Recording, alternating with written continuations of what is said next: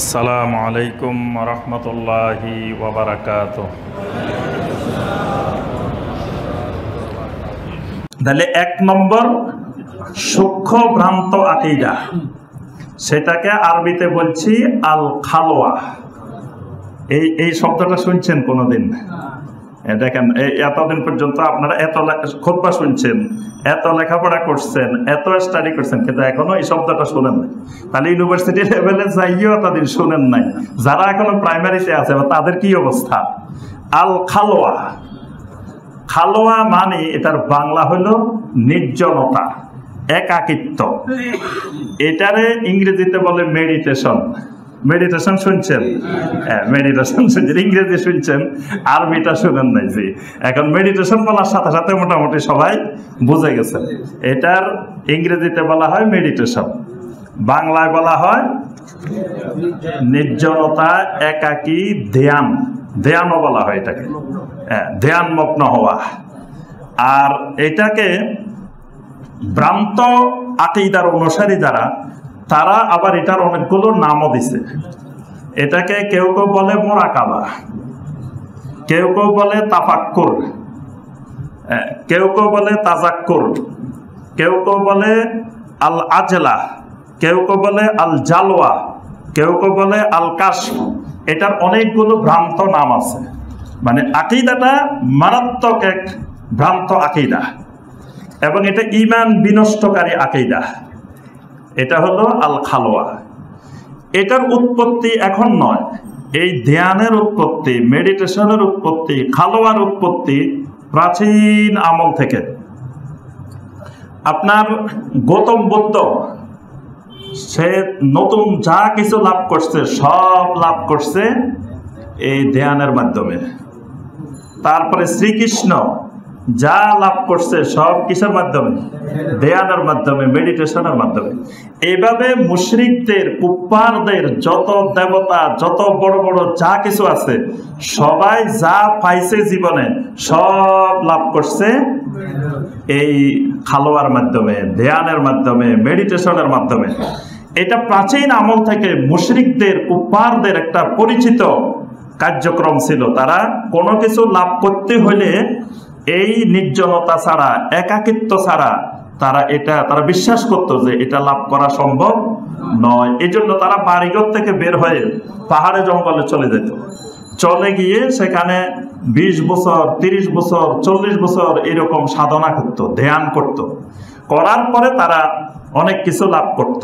মানে তারা ওখান থেকে নতুন কিছু নিয়ে বাহিরে আসতো, আসি মানুষের সামনে প্রচার করতো। যে তখন মানুষ বলতো, তুমি এগুলো কোথায় পাইছো, কেমনে পাইছো?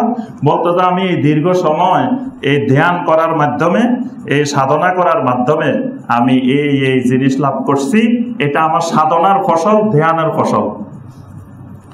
এজন্য দেখবেন বৌদ্ধ ধর্মের মূল প্রতিপাদ্য বিষয় হলো ধ্যান। বৌদ্ধ ধর্মের ধর্মটাই হলো ধ্যান। এবং যে যত বেশি ধ্যান করতে পারে সে তত বেশি বড় ভিক্ষু। তাদের ভিক্ষুদের আবার ক্যাটাগরি আছে। সেই ভিক্ষুদের মধ্যে যিনি সবচেয়ে বড় ভিক্ষু আপনার বান্দরবনে আছেন, উনি হলো বাংলাদেশের মধ্যে সবচাইতে বড় ভিক্ষু। ওনার কি একটা নাম আছে, আমি একদিন গেছি এবং ওনার সাথে দেখা হয়েছে। বাংলাদেশের সবচেয়ে বড় ভিক্ষু যেটা, তো উনি ধ্যান করতে করতে করতে করতে, সাধনা করতে করতে, ওনার শরীরে মানে কোনো গোস্ত নাই, শুধু হাড্ডি, মানে একেবারে চামড়ার সাথে বেঁধে আছে। অনেক বয়স হয়েছে, মানে খাওয়া দাওয়ার ক্ষেত্রেও এরকম অনেক নিয়ম কানুন মেনে চলেন, নিরামিষ বুঝি, তারপরে আরো বিভিন্ন ধরনের সাধনা করেন। তাহলে সে এত উচ্চ পর্যায়ে পৌঁছছে, মানে তাদের দৃষ্টিতে কিসের মাধ্যমে? ধ্যানের মাধ্যমে পৌঁছছে। ধ্যানের মাধ্যমে সে ওই জায়গায় পৌঁছছে। এরপরে আপনার দেখবেন হিন্দুদের মন্দিরে, বিভিন্ন জায়গায় তাদের ধর্মীয় মৌলিক বিষয়টাই হলো ধ্যান। মানে ধ্যানের মাধ্যমেই স্রষ্টার সান্নিধ্য, তারপরে সৃষ্টিকর্তার সান্নিধ্য লাভ করার মাধ্যমেই হলো ধ্যান। এই কুফরি বিষয়টা, শিরকি বিষয়টা পর্যায়ক্রমে আস্তে আস্তে আস্তে আস্তে মুসলিমদের মধ্যে সংক্রামিত হয়েছে, এবং বর্তমানে সংক্রমিত হইতে হইতে বাংলাদেশের লক্ষ লক্ষ কোটি কোটি মুসলমান বলা যায় এই ধ্যান চর্চায় ব্যস্ত আছে, মেডিটেশনে ব্যস্ত আছে। অনেকেই দেখা যায় বর্তমানে নতুন নতুন মেডিটেশনের এই ধ্যানের খালোয়ার আধুনিক আধুনিক রূপ, এই মেথড, অমুক মেথড, তমুক মেথড, বিভিন্ন নাম দিয়ে দিয়ে এই বিষয়টাকে মুসলিমদের মধ্যে ঢোকানোর, অনুপ্রবেশ করানোর প্রচেষ্টা চালাচ্ছে। এবং এটা বলতে গেলে অসংখ্য মুসলিম এই ফিতনার মধ্যে নিমজ্জিত হয়ে গেছে অলরেডি। আল্লাহ রাসূল সাল্লাল্লাহু আলাইহি ওয়াসাল্লাম বলেছেন, বাদিরু বিল আমাল ফাসাতাকুনু ফিতানান, তোমরা দ্রুত আমলের দিকে এগিয়ে আসো, অতি শীঘ্রই তোমাদের মধ্যে অসংখ্য ফিতনা ছড়িয়ে পড়বে। ইউসবিহুর রাজুলু মুমিনান ওয়া ইউমসি কাফিরান, একজন মানুষ সকালবেলায় মুমিন থাকবে, সন্ধ্যায় কাফের হয়ে যাবে, সন্ধ্যায় মুমিন থাকবে, সকালবেলায় কাফের হয়ে যাবে। ওয়া ইয়াবিউ দীনাহু বিআরাদিন মিনাদ দুনিয়া, দুনিয়ার স্বার্থের বিনিময়ে দ্বীনকে তারা বিক্রি করে দিবে। সে কঠিন ফিতনা উম্মার সামনে চলে আসছে।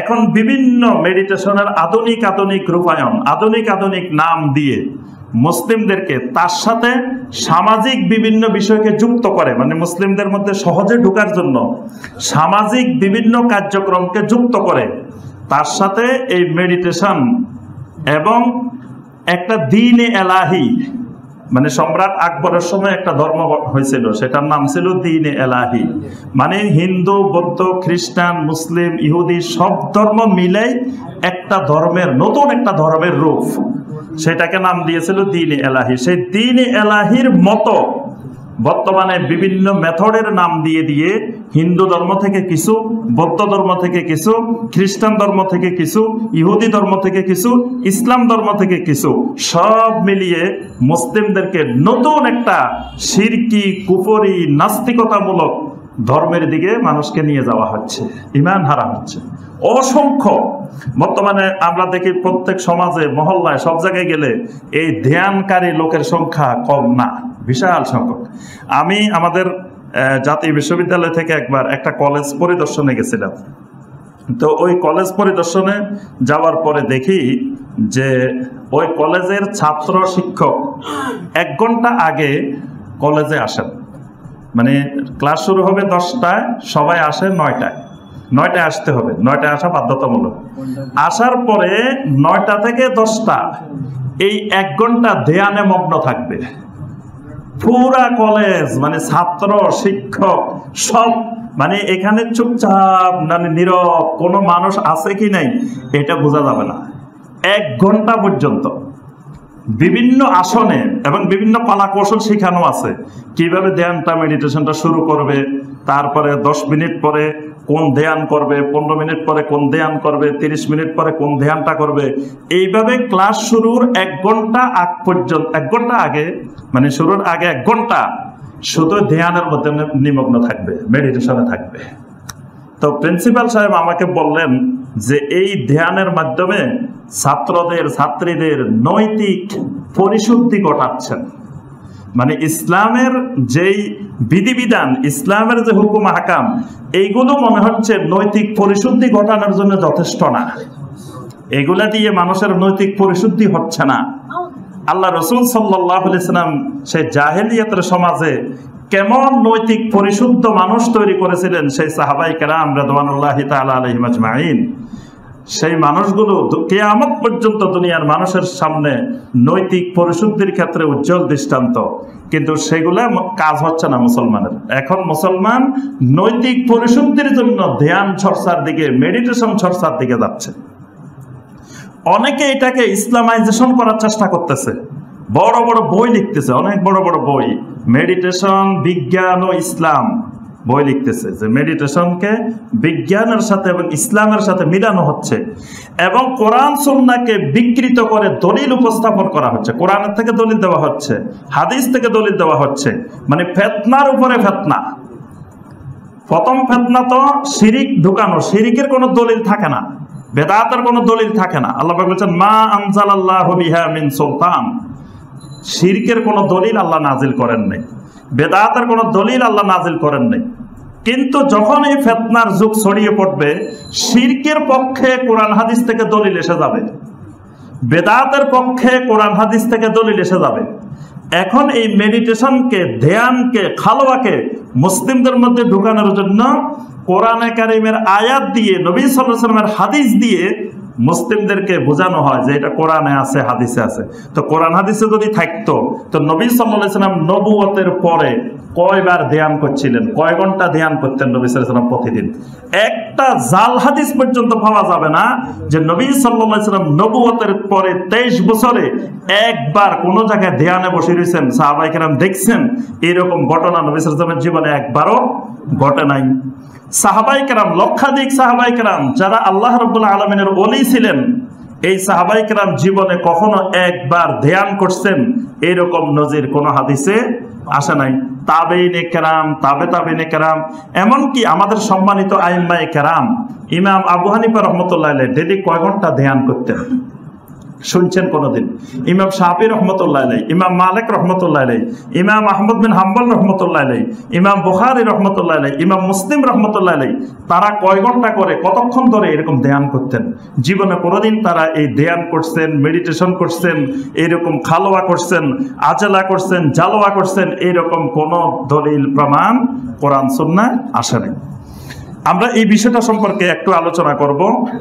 প্রথম কথা হলো, এই মেডিটেশনকে যারা নিয়ে এসেছে অনেক প্রাচীন যুগেই, বিশেষ করে আপনার তুর্কি খেলাফতের সময়ে আস্তে আস্তে মুসলিমদের মধ্যে যখন বিশুদ্ধ এলেম চর্চা বন্ধ হয়ে মানুষ পর্যায়ক্রমে আস্তে আস্তে শিরক বেদাতের দিকে নিমজ্জিত হচ্ছিল, তখন আস্তে আস্তে বিভিন্ন অমুসলিমদের থেকে বিভিন্ন কালচার, বিভিন্ন সংস্কৃতি, বিভিন্ন বিষয় আস্তে আস্তে পর্যায়ক্রমে মুসলিমদের মধ্যে ঢোকা আরম্ভ হয়।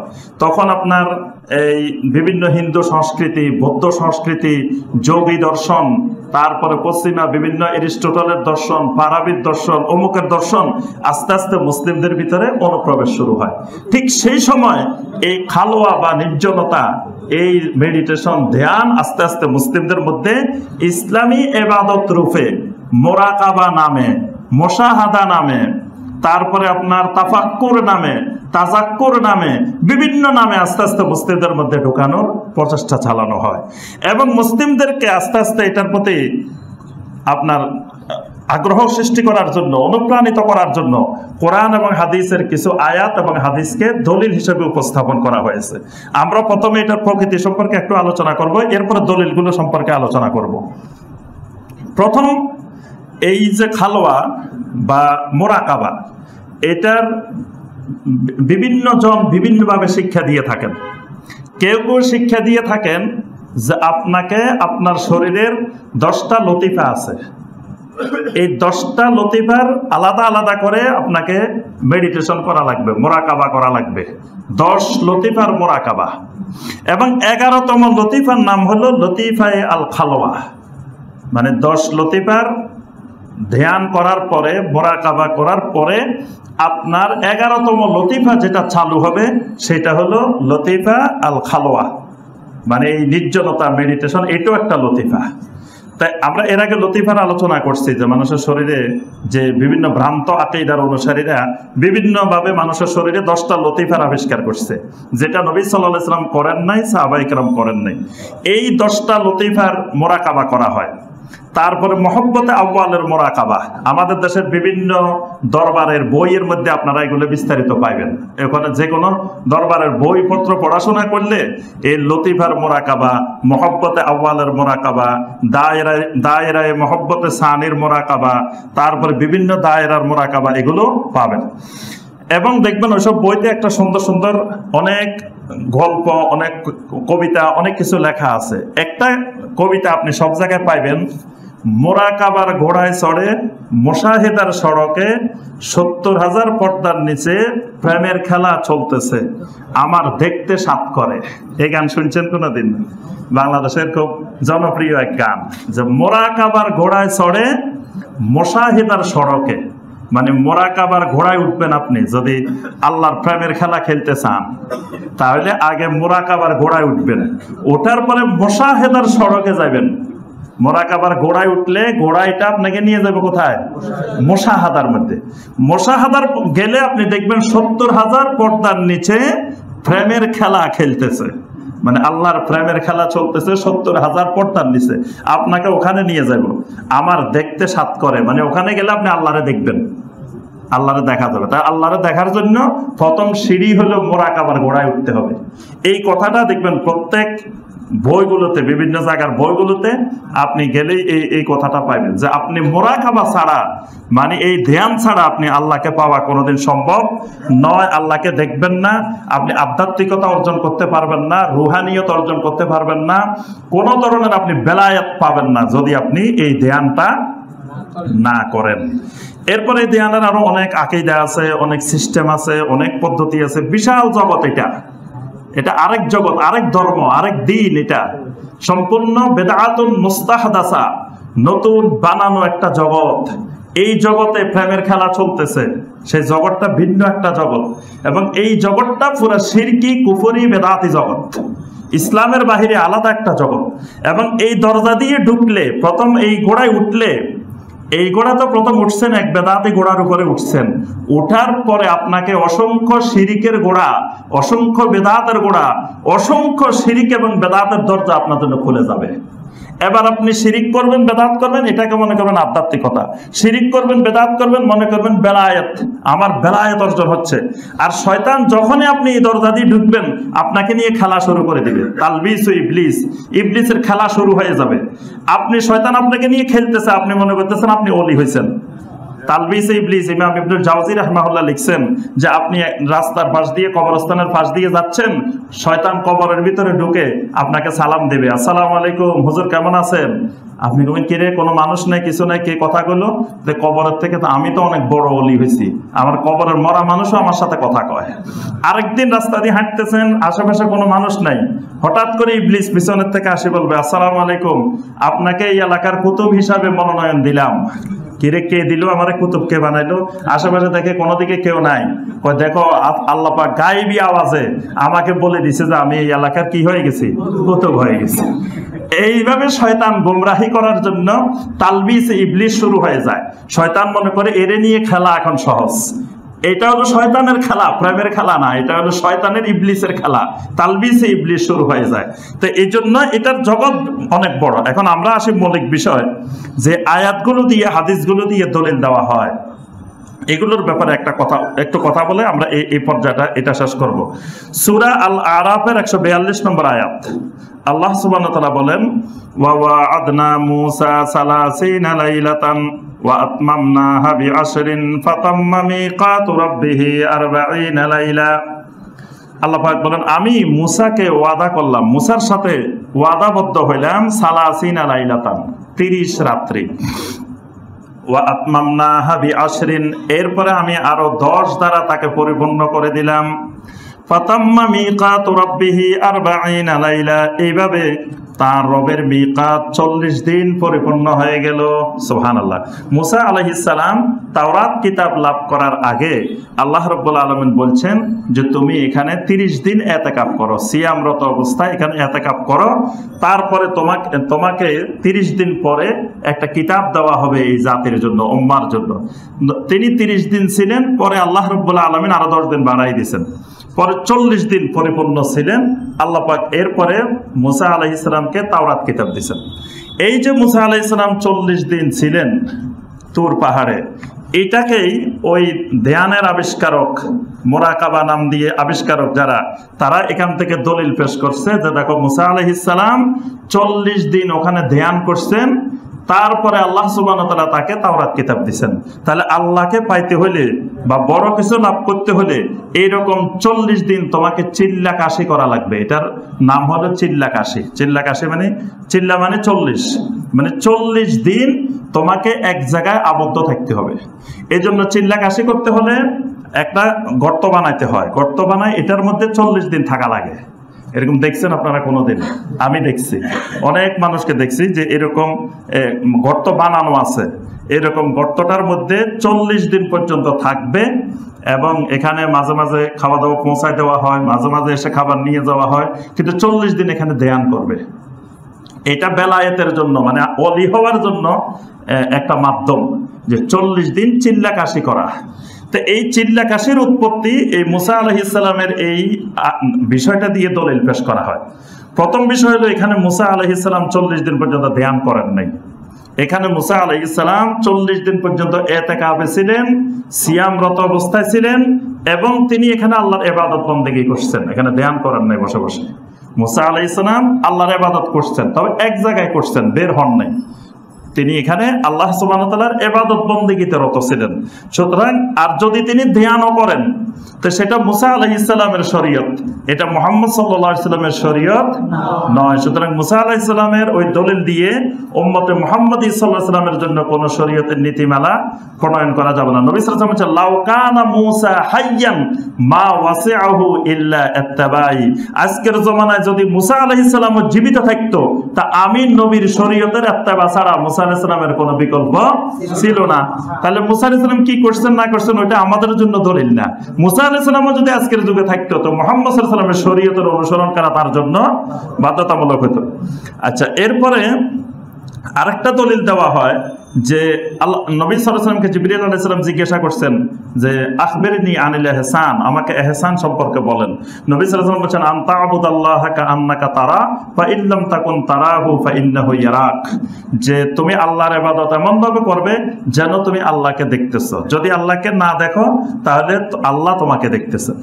এই যে আল্লাহ আমাকে দেখতেছেন, আমি আল্লাহকে দেখতেছি, তো তারা বলেন যে এই মুরাকাবা করা, যে আমি আল্লাহর সামনে বসে আছি, আল্লাহ আমাকে দেখতেছেন, এটা হলো মুরাকাবা। আর এই মুরাকাবা করতে করতে যখন আমি আল্লাহকে দেখব, ওই মুরাকাবার ঘোড়ায় চড়ে যখন উঠবো তখন মুশাহাদার সড়কে উঠে যাব, তখন আমি সরাসরি আল্লাহকে দেখব। এজন্য কেউ কেউ মিথ্যা অপপ্রচার করেন যে ইমাম আবু হানিফা রাহমাতুল্লাহ আলাইহি 101 বার আল্লাহকে দেখছেন, অমুকে এতবার আল্লাহকে দেখছেন। তাই আল্লাহকে কেমনে দেখছেন? নবী সাল্লাল্লাহু আলাইহি সাল্লাম স্পষ্ট করে বলেন নাই যে আল্লাহকে কিরকম দেখছেন কিনা, এটা নিয়েও অনেক হাদিস আছে, দেখেন নাই, অনেক কথাবার্তা। মুসা আলাইহিস সালাম দেখতে চাইছেন আল্লাহকে, আল্লাহ সরাসরি বলছেন যে লান তারানি, আমাকে দেখা সম্ভব নয়। কিন্তু এই উম্মতের, বিশেষ করে আমাদের এই উপমহাদেশের মানুষের কাছে শুনবেন অমুকে এতবার দেখছে, অমুকে এতবার দেখছে, অমুকে এতবার দেখছে। নবী রাসূলরা দেখতে পারে নাই, ওনারা কেমনে দেখলো? ওনারা দেখছে এই যে এই মুরাকাবার ঘোড়ায় চড়ি মুশাহাদার সড়কে যাই, তারপরে নাকি আল্লাহ রাব্বুল আলামিনকে দেখে ফেলছে। তো এখন হয়েছে এই হাদিসটা হলো মুরাকাবা এবং মুশাহাদার দলিল, কিন্তু মুরাকাবা মুশাহাদাকে বিকৃত করা হয়েছে। মুরাকাবা মুশাহাদা মানে এটা না। মুরাকাবা মুশাহাদা ঠিক আছে, মুরাকাবা হলো বান্দা যখন নিজেকে সবসময় এই পর্যায়ে নিয়ে আসবে। মুরাকাবার আগে মানে ইহসানের আগে জিবরিল আলাইহিস সালাম ইসলাম এবং ঈমান সম্পর্কে প্রশ্ন করছেন।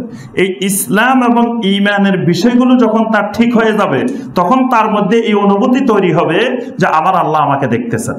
তিনি যেখানেই থাকেন তার মধ্যে এই অনুভূতি থাকবে, আমার আল্লাহ দেখতেছেন, আমার আল্লাহ দেখতেছেন, আমার আল্লাহ দেখতেছেন। এটা করতে গেলে আমার আল্লাহ দেখতেছেন, এটা করতে গেলে আমার আল্লাহ দেখতেছেন।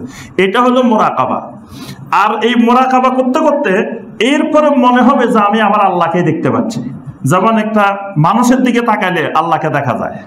আল্লাহ পাক বলেন ওয়াফি আনফুসিকুম আফালা তুবসিরুন, তোমাদের মধ্যেই তো আমি আল্লাহ আছি, আমাকে তোমরা দেখতে পাও না? তা আল্লাহ আমাদের মধ্যে আছে মানে কি? একজন মানুষের বডির দিকে, শরীরের দিকে লক্ষ্য করলে আল্লাহকে খুঁজে পাওয়া যাবে যে এই কোন মহান কারিগর যিনি এইরকম একটা মাখলুক বানাইছেন।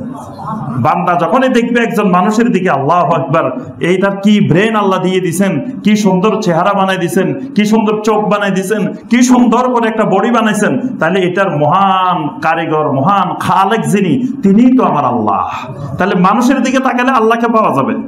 আল্লাহর যে কোনো মাখলুকের দিকে তাকাইলেই আল্লাহ রাব্বুল আলামিনকে খুঁজে পাওয়া যায়। একটা ফুলের দিকে তাকাইলে আরে এই ফুলটা এত সুন্দর, এটারে বানাইছে কে? যিনি বানাইছেন তিনি কত সুন্দর, তিনি কত মহান। তাহলে ওইটার দিকে তাকালে আল্লাহকে খুঁজে পাওয়া যাচ্ছে। এটার নাম মুশাহাদা। বান্দা যখন এই পর্যায়ে পৌঁছে যায়, মুশাহাদা পর্যায়ে পৌঁছে যায়, তখন বান্দার দ্বারা জমিনে আল্লাহর কোনো নাফরমানি হয় না। কারণ আল্লাহ তারে দেখতেছে, সে আল্লাহরে দেখতেছে, তো আর তার দ্বারা আল্লাহ নাফরমানি কেমনে হবে? এটাই শরীয়তের গুরুত্বপূর্ণ বিধান। কিন্তু ওইটাকে বিকৃত করে ওই ধ্যানকে বানানো হয়েছে মুরাকাবা, মুশাহাদা। আচ্ছা, এরপর আরেকটা হাদিস সহিহ আল বুখারীর 3 নম্বর হাদিস, আম্মা জান আয়েশা থেকে বর্ণিত হাদিস। এই হাদিসের মধ্যে আল্লাহ রাসূল সাল্লাল্লাহু আলাইহি ওয়াসাল্লামের ব্যাপারে আম্মা জান আয়েশা বলতেছেন, আউয়ালু মা বুদিয়া বিহি রাসূলুল্লাহ সাল্লাল্লাহু আলাইহি ওয়াসাল্লাম মিনাল ওয়াহয়ি আর-রুয়া সালিহা ফিন নাওম।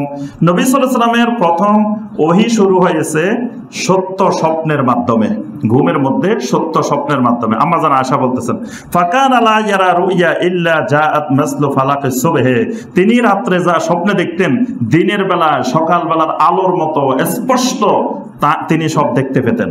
সুম্মা হুব্বিবা ইলাইহিল খালা, এরপরে নবী সাল্লাল্লাহু আলাইহি ওয়াসাল্লামের কাছে নির্জনতা প্রিয় হয়ে গেল। ফাকানা ইয়াখলু বিগারি হিরা, এরপরে নবী সাল্লাল্লাহু আলাইহি ওয়াসাল্লাম নির্জনে একাকিত্বে তিনি গারে হেরায় অবস্থান করা শুরু করে দিলেন। ফায়াতাহান্নাসু ফীহি, তিনি সেখানে একাধারে অনবরত আল্লাহর ইবাদতে রত থাকতেন।